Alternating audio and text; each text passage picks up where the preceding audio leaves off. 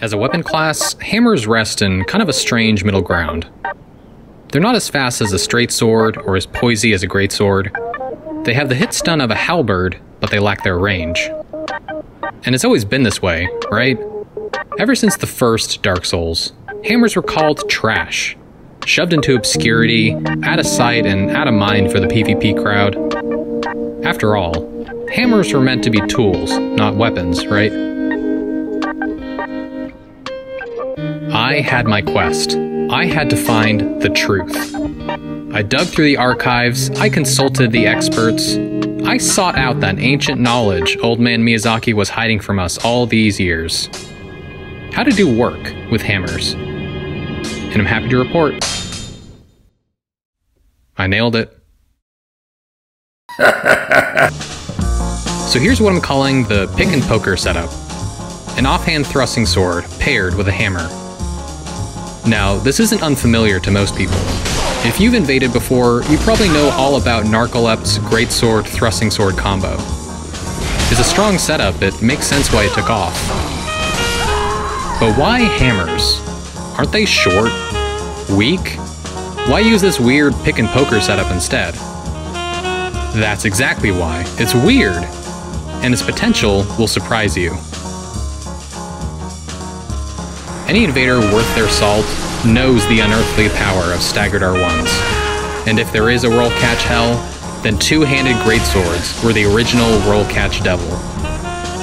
But these days, folks don't get chained by staggered R1s for very long. So what if you want your faster offhand out to apply that close range pressure? How effective are your roll catches when you're one-handing? Let's take another look at that greatsword. One-handed, you have nice wide swings, and you're still doing 26 poise damage, which is enough to break roll poise. But now you have a new struggle. When you one-hand them, greatswords have less hit stun. And there's the problem with one-handing. Most light weapons can't consistently break roll poise, and most heavier weapons lose hit stun. This is the magic of hammers. One-handed, they're a lot like greatswords. They have a similar swing arc, and they do similar poise damage. But on top of that, they have lengthy hit stun. The same, in fact, as a two-handed greatsword.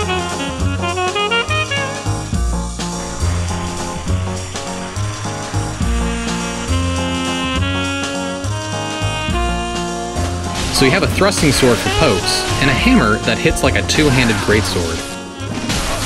What does that mean for you? Well,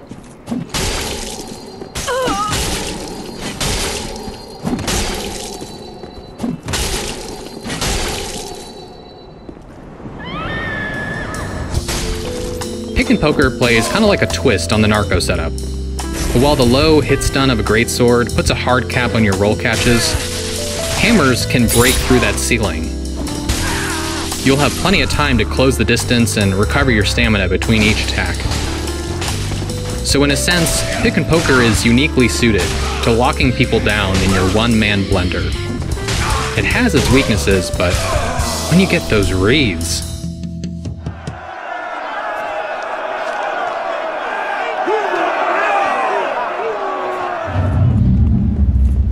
First, distract target.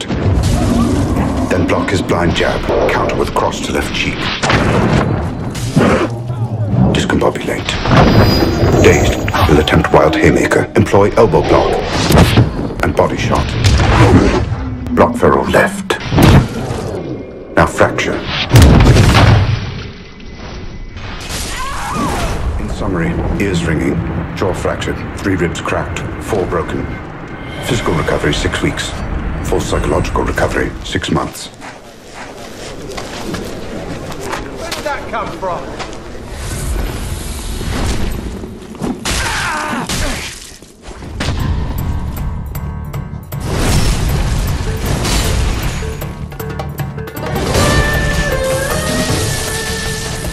So, you want in. But where to get started? There are plenty of hammers out there. You got 2 subclasses with unique movesets, a twin weapon, a weapon catalyst, a weird torch thing. How do you choose? Now I'll be focusing on normal hammers, but let's take a moment to talk clubs. they're actually kinda great. They have the same hit stun as normal hammers, but they're slightly faster. They work well with fast weapons, ultras. Actually, the reinforced club is my favorite thing to pair with a straight sword.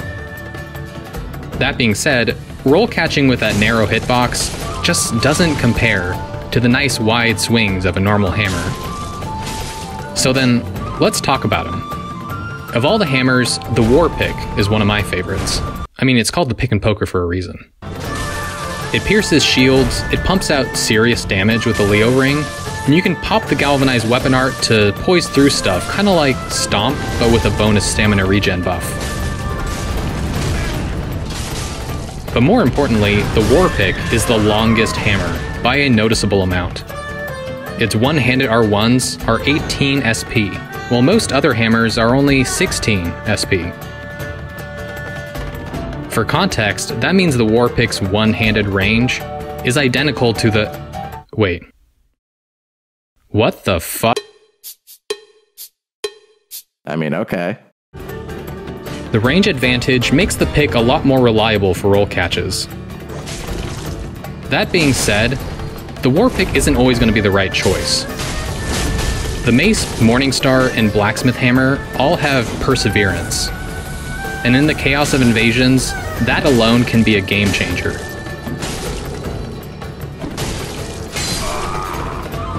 It's this weapon art and the two-handed hyper armor that define this weapon class. But what if you want to optimize the one-handed moveset? Well then, here's the sleeper hit, my real favorite of the bunch.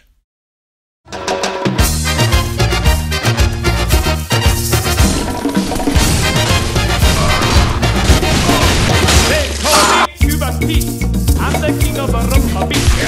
When I play the maracas, I go chick chick chick. Yes, sir, I'm Cuban beat. I'm the great American freak. When I run the river, chick chick chick. These bad boys were built for this setup, almost literally, since they can't be two-handed like other hammers. But on the face of it, that kind of makes the Drang hammers the worst of its class, right?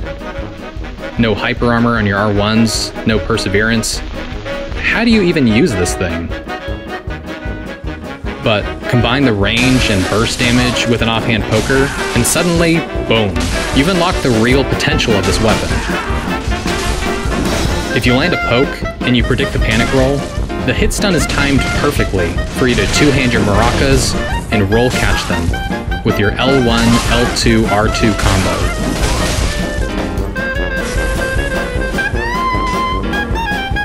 Keep this tool in your back pocket, and you can land Mondo roll punishes like nothing else I've seen.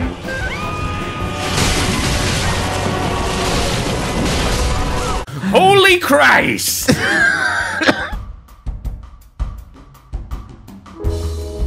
Now that you've picked your weapons, let's talk tactics. PickNPoker is more than just an L1, R1 combo. It's about locking someone down and pushing your advantage as far as you can. How do you land that first hit though? I love this setup, but when you choose a hammer over a faster weapon, you're gonna have to make a few sacrifices. In particular, hammers have mediocre approach game. Their running attacks, rolling attacks, and crit fishing are all kind of crap. The two-handed hyper armor does give you some more options, but it's really only serviceable. But this doesn't mean you always have to play defensively. Don't be afraid to lean on your offhand poker. It's great for roll catches and whiff punishes.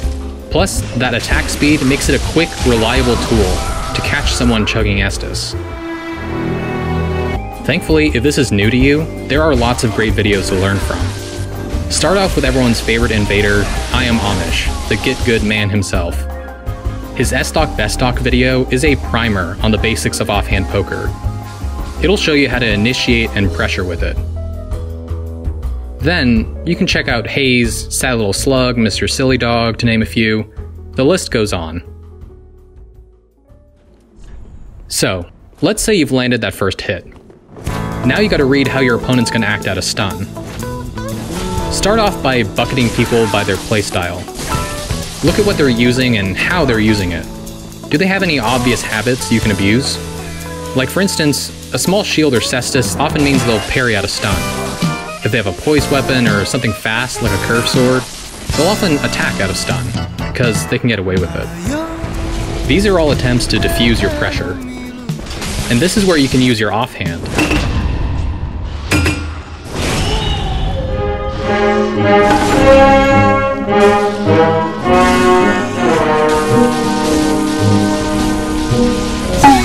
A quick poke can interrupt the startup frames of their attack or parry. If you keep up the pressure like this, you can overwhelm them and cause them to panic roll. But the more confident they are, the more times they tend to challenge your pressure. You see this a lot with experienced invaders and career gankers. You want to mix things up. You can roll or outspace their attack and punish the whiff. You can run behind them for the backstab, maybe even get a rapier parry if you're spicy. Finally, the cherry on top is that hammer stun can save you, even if you make the wrong read. Against most lighter weapons, you get frame advantage in a trade. That means that you get an extra moment to shut down any option your opponent goes for.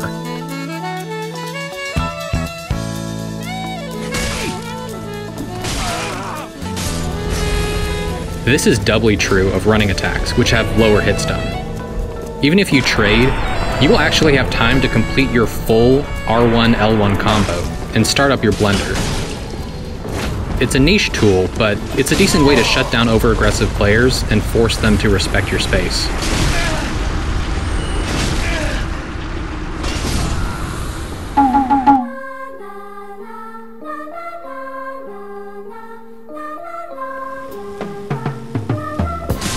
Now, I adore this setup, but obviously it has its downsides. Plenty of weaknesses and poor matchups you'd want to cover with other aspects of your build. Like for many aggressive setups, shield turtles can be a problem. Not only can shields negate your damage, they can negate most of your hit stun pressure too. The obvious counters are there. You got kicks, follower saber, elemental damage, Night Slayer ring, but trust me, swap to a war pick anytime you see a shield.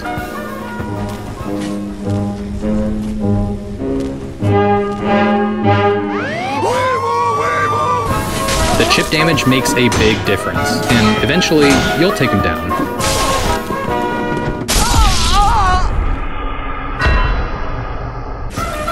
Another issue you'll run into, there's some rough matchups. My personal bane is a passive two-handed greatsword. The poise advantage and long range makes it hard to close the distance, and you'll have to really use your movement to bait and punish. I'd suggest a hard swap here, but PickNPoker can work if you play smart. Just make sure to use an S-stock. When you need to try hard, that extra range will go a long way. Some other standard invasion tools can help a lot here too. A crossbow comes in real handy for harassing passive players and finishing off runaways. Plus, you got a second main hand slot. The world's your oyster. I've used straight swords, daggers, spears, but I actually really dig main hand cestus lately. You see some of the best tryhards use it, and for good reason. You can pop Perseverance for trades, reset your poise health, you can two-hand it for chase downs, and it's basically a free ticket to win any close quarters brawl, in an elevator or other tight spot.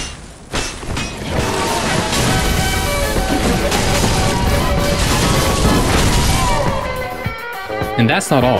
Back when I streamed my first dried finger run with this setup, I found my new favorite way to balance out my toughest matchups. If you want to beef up your burst damage and poise, try Offensive Miracles.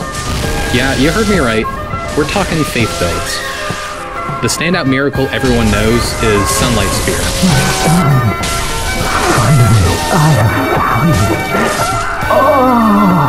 Secondary mention goes to Lightning Arrow, Lightning Stake, Force, and even a Mid-Force.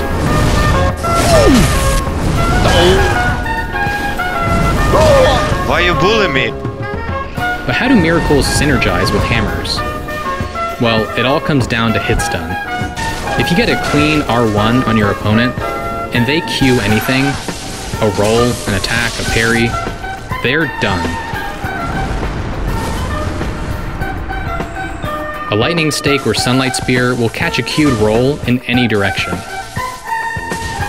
And by poise casting it, you also shut down any counterattacks.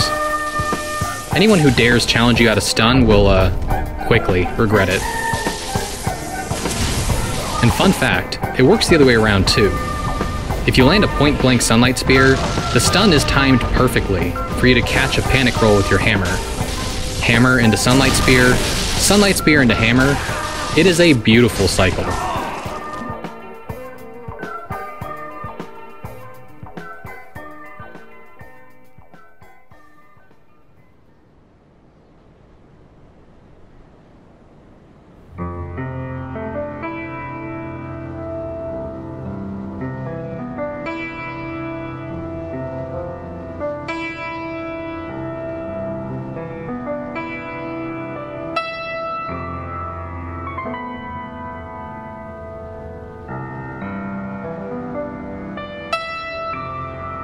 So, put it all together and what do you get?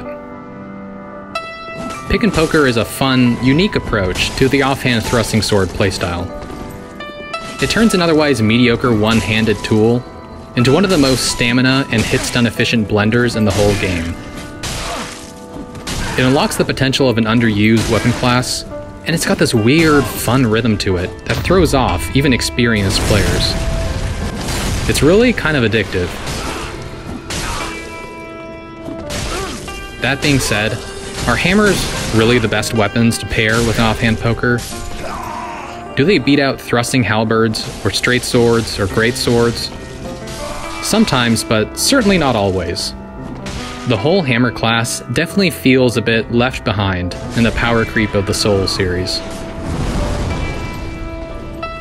But even though PickNPoker isn't the end-all be-all, 4 years of Dark Souls 3 gives us a bit of perspective. As the game gets older, maybe our playstyle has gotten a bit stale. Maybe that old flame doesn't burn quite as bright anymore. So, why not try something new? Who knows? Maybe we'll have fun.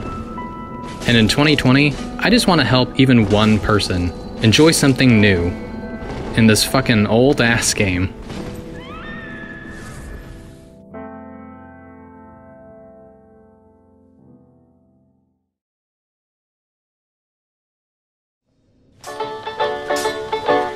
If I had a hammer, I'd hammer in the morning, I'd hammer in the evening, all over this land. I'd hammer out danger, I'd hammer out a warning, I'd hammer out love between all of my brothers.